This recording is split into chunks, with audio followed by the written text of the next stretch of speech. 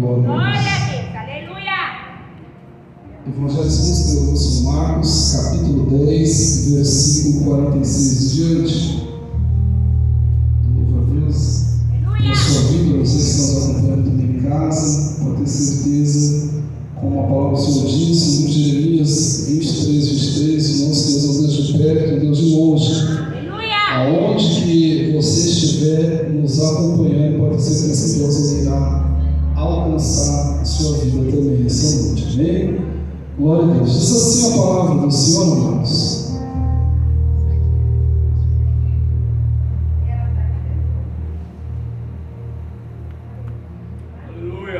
Depois foram para Jericó, e saindo ele, Jericó, com os seus discípulos, uma grande multidão.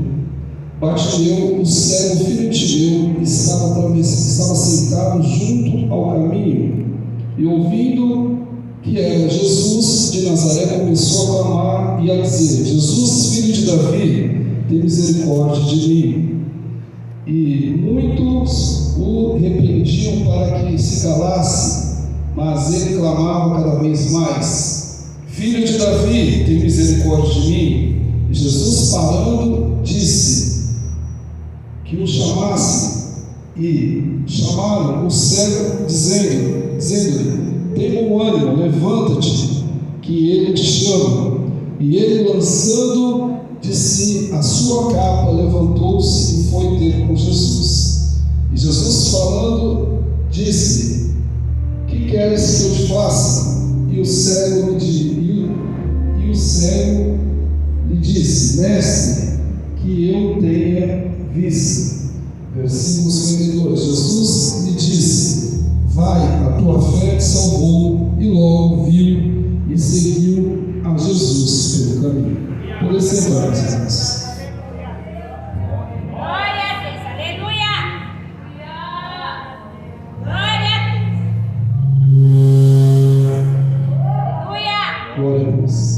Amados, essa passagem que nós estamos vendo aqui no Evangelho Sinótico, se nós observarmos, vai ter algumas controvérsias e nós temos que entender o porquê é narrado assim por cada visão.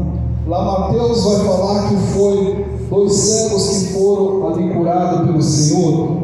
Mateus vai falar, assim como Marcos, que ele estava já saindo da cidade, mas quando a gente olha o doutor Lucas, a gente começa a observar algo diferente. Lá no capítulo 18, versículo 35, vai falar que Jesus está entrando na cidade. E esses 2 textos que eu falei para os irmãos, tanto em Mateus como em Lucas, fala que está saindo, porque a cidade de Jericó, ela tinha praticamente 2 saídas, e dependendo da onde que você observava, da onde você costumava vir, se você vinha do lado sul, você ia observar essa saída que eu estou citando aqui. Mas se você viesse do outro lado, do lado oeste, o que aconteceu? Você ia ver a outra saída que Lucas ele vai falar. Por isso que existe essa situação. Mas o texto diz, irmãos, aqui quando nós começamos a observar dentro desse texto, a Bíblia vai falar que ali Bartimeu, interessante que eu não vou trazer aquela introdução que muitos pregadores trazem, ali segundo falou Flávio José, porque nós temos que trazer não o que o Flávio José fala, mas sim o que a Bíblia fala, porque Flávio José ele fala uma história que o que é um homem ali que era um capitão, que por causa disso ele foi ali, pagou um preço, o filho teve os olhos vazados à sua frente. Isso não tem cabimento, não tem base bíblica, então nós não podemos pegar e colocar aqui. Um comentário nós podemos citar, mas isso nós não podemos sustentar um texto como esse. E o texto diz, irmãos, aqui que o que ele está, a Bíblia diz, sentado ali mendigando à beira do caminho, a Bíblia diz já há muito tempo, e a palavra vai falar para mim, para você, porque essa importância. Ele está ali, Jesus está vindo com a grande multidão. Interessante que ele está ouvindo os passos, e a Bíblia fala para mim, fala para você, que quando ele está ouvindo aqueles passos, ele pergunta quem é que está passando por ali. E aí eles falam que quem é, que é Jesus, o Nazareno, e ele começa a clamar: Jesus, filho de Davi, tem misericórdia de mim. Então nessa noite, dentro do texto, nós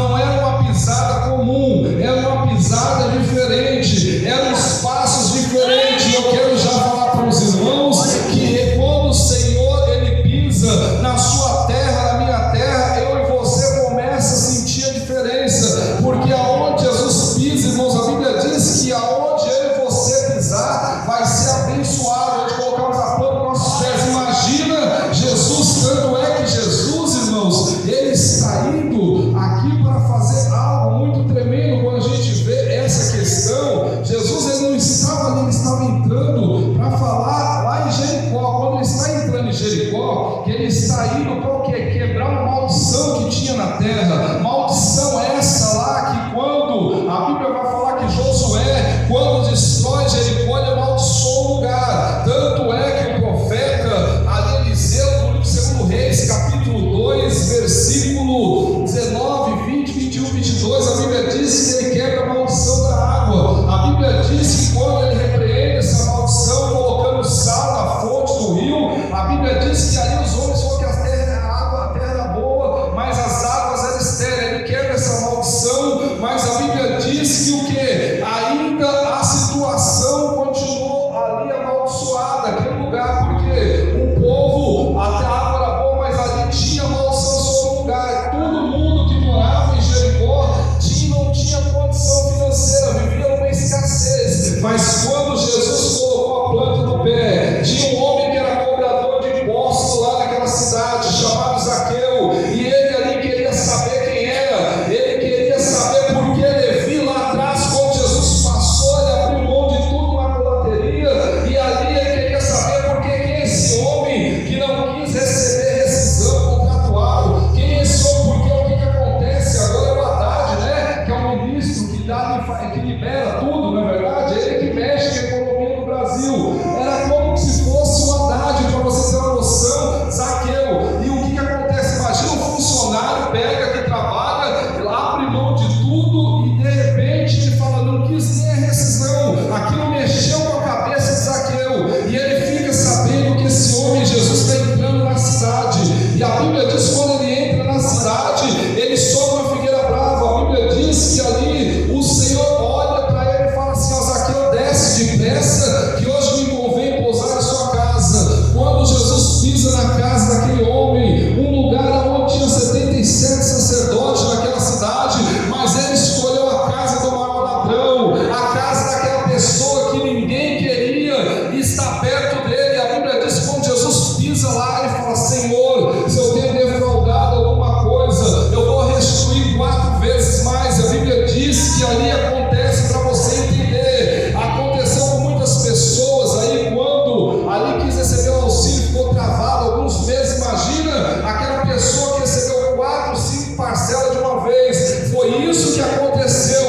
Aonde o povo não tinha condição, o povo começou a ter condição, porque veio a restituição na área financeira. Então entenda uma coisa, aconteceu essas situações, mas voltando no texto, irmãos, a Bíblia diz que o que? Ali estava esse homem chamado aqui, a Bíblia diz que estava em Cerro de Jericó, ele estava ali. A Bíblia diz que Bartimeu, ele estava ali. A Bíblia diz que ele passando, ouvindo Jesus, a Bíblia fala que ele lançou mão da sua capa, e a Bíblia diz que ele lançou mão da sua capa, foi ter com o Senhor. Entenda que antes dele poder receber a resposta do Senhor, ele teve que abrir mão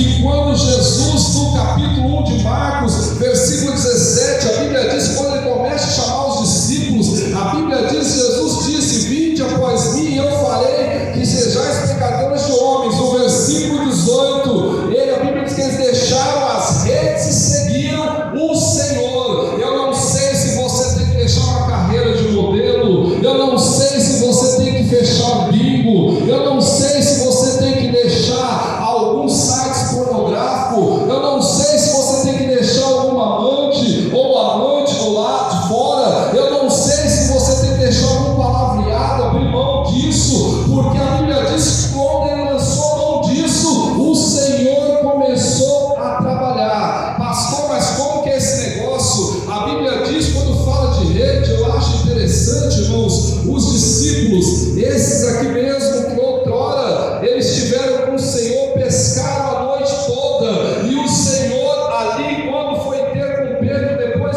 ali de manhã, o Senhor fala para Pedro assim: olha, vai e lançar a rede um pouco mais à direita, e ali entenda uma coisa, a Bíblia diz que eles falam assim: ó, Senhor, por causa da tua palavra vou lançar a rede. Interessante que aqui há uma situação, esses mesmos discípulos que ficaram a noite toda lançando rede para lá e para cá, e quem já foi pescar sabe o quanto é difícil isso. Você ficar a noite toda jogando tarrafa, armando rede, não é algo fácil, é algo cansativo, mas a Bíblia diz que eles ficaram a noite toda. Mas esses mesmos discípulos lá no Getsemane, a Bíblia diz que o Senhor chama eles 6 horas para ir orar, das 6 às 9 a primeira vigília, das 9 à meia-noite a segunda, da meia-noite às 3 a terceira vigília, e das 3 da manhã, aonde o Senhor tem a revelação, ali que o suor dele transformou em sangue. A Bíblia diz que eles já estavam dormindo na primeira vigília, a Bíblia diz que eles não conseguiram. Então entenda uma coisa, quero conjecturar: estamos vivendo um tempo que para o material a pessoa fica a noite toda, não se cansa, ficar a noite toda, e todos estavam acordados. O texto não diz que ninguém dormiu, mas na hora de orar, na hora de buscar o espiritual, é algo que está acontecendo com a igreja no século 21. A igreja está dormindo, mas o Senhor nessa noite, Ele está chamando eu e você para o quê? Ele está falando para nós ir um pouco mais adiante com Ele e velar um pouco mais com Ele. Não é só receber os peixes, não é só receber a bênção da mão dEle, mas sim continuar fazendo o id dEle, colocando a boca no pó, como diz ali em livro de Lamentações, Jeremias, que talvez ainda haja esperança.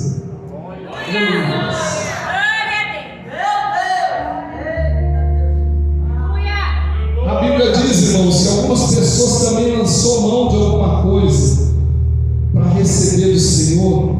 Até hoje nós falamos de uma mulher que ela entrou onde Jesus estava jantando.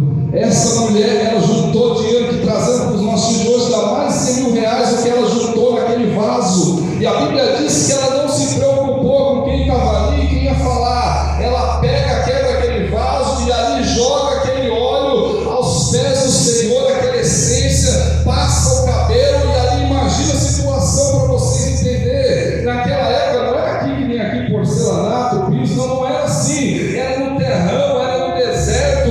Imagina, Jesus caminhava de sandália, mesmo que ali as talhas limpavam os pés dele na entrada, ainda ficava um vestígio de barro. Imagina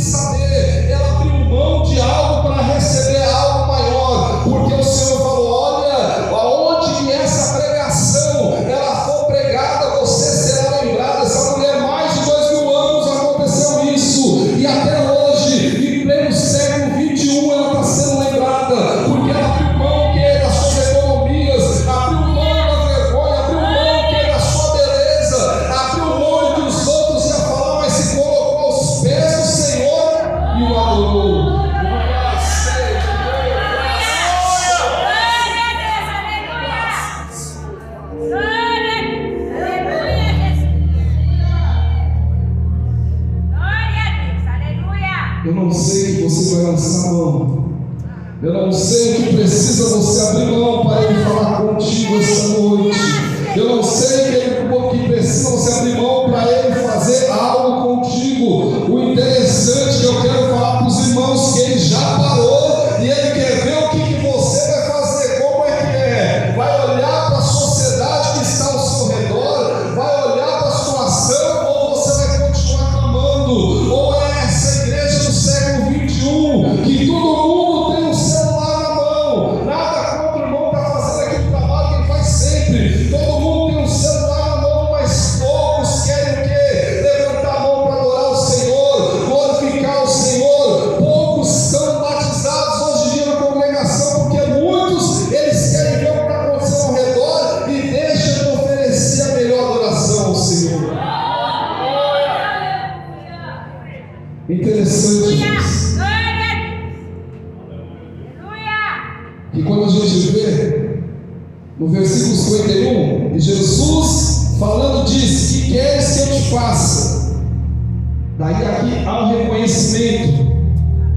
O cego lhe disse: mestre, que eu tenho vista. E quando a gente vai dentro da palavra, irmãos, a Bíblia diz que Jesus se identificou como mestre. A gente vê isso no Evangelho de João, capítulo 13, versículo 13 e 14. A gente vê ele se identificando assim. A Bíblia diz também o quê? Que os discípulos chamavam ele de mestre. Aonde que está isso, pastor? Um pouquinho atrás a gente vê. Eu vou ler com os irmãos capítulo 10 de Marcos, versículo 35. A gente vê isso. Olha o que fala lá. E aproximaram-se dele Tiago e João, filhos de Zebedeu, dizendo: mestre, queremos que façais o que pedimos. Entenda uma coisa: para o Senhor fazer algo na minha vida e na sua, para acontecer algo sobrenatural, temos que reconhecer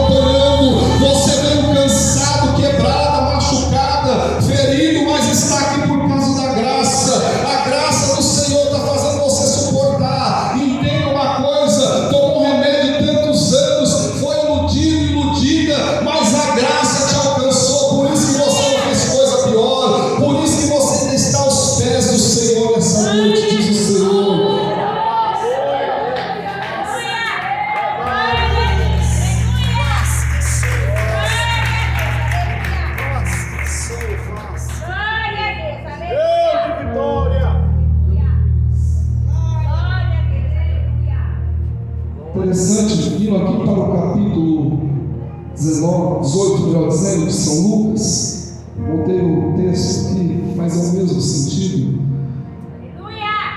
A Bíblia vai dizer, irmãos, que disseram: era Jesus Nazareno passava, então ele clamou, dizendo: Jesus, filho de Davi, tem misericórdia de mim. Interessante que vai falar aqui no versículo 40. Então Jesus, parando, tem uma vírgula, mandou-lhe que trouxesse, ponto, vírgula. Esse ponto e vírgula tem que trazer aqui a exegese para vocês entenderem. Entenda uma coisa: a vida daquele homem, até